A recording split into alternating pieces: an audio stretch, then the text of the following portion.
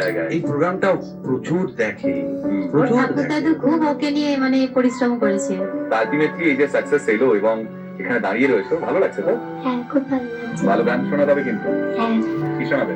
রামের নজওয়ান। ঠিক আছে, শুনি আমরা ওর গান। আপনি আপনি করুন। All the best. Thank you.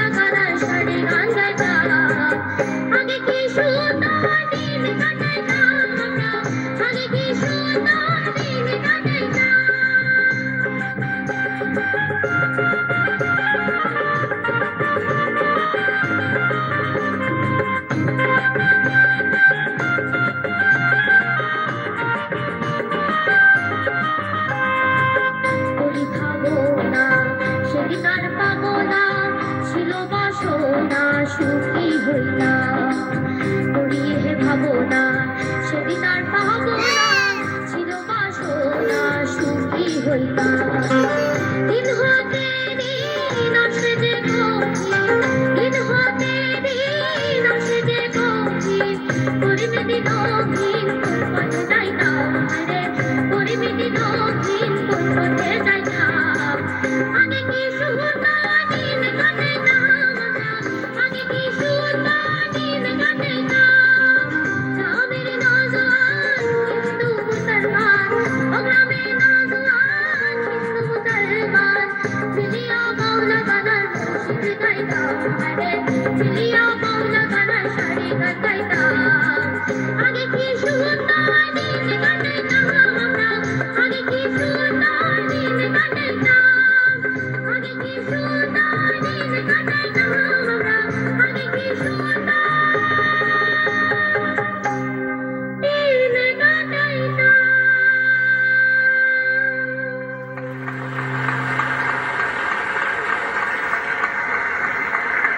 সত্যি আগে কি সুন্দর দিন কাটাইতাম, আজকেও কিছু খারাপ কাটাচ্ছি না ভাই।